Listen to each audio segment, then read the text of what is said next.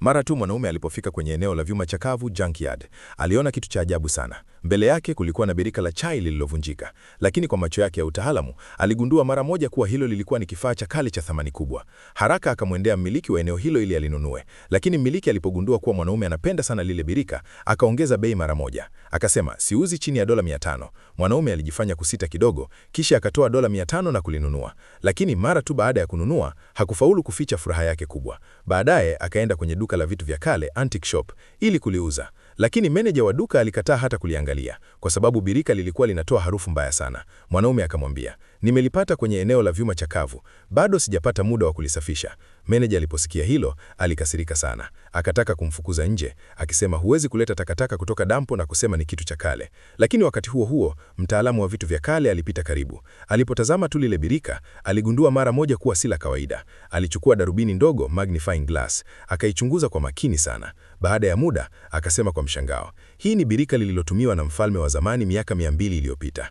Meneja wa duka aliposikia hivyo, tabia yake ilibadilika kabisa. Mara moja akaanza kumheshimu yule mwanaume. Hatimaye, mwanaume aliweza kuuza birika hilo kwa dola milioni 10.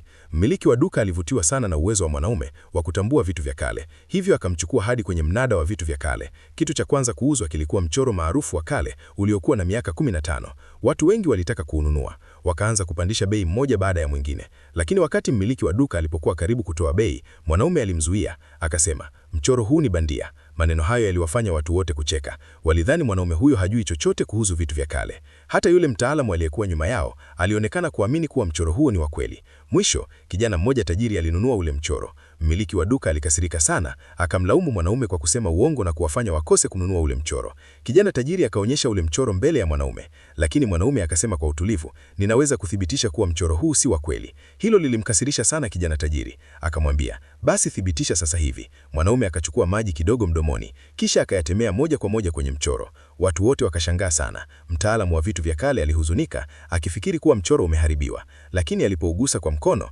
aligundua jambo la kushangaza. Rangi iliyokuwa kwenye mchoro ilikuwa rangi ya kisasa ya viwandani. Hivyo ikathibitika wazi kwamba ule mchoro ulikuwa bandia kabisa. Wow, hii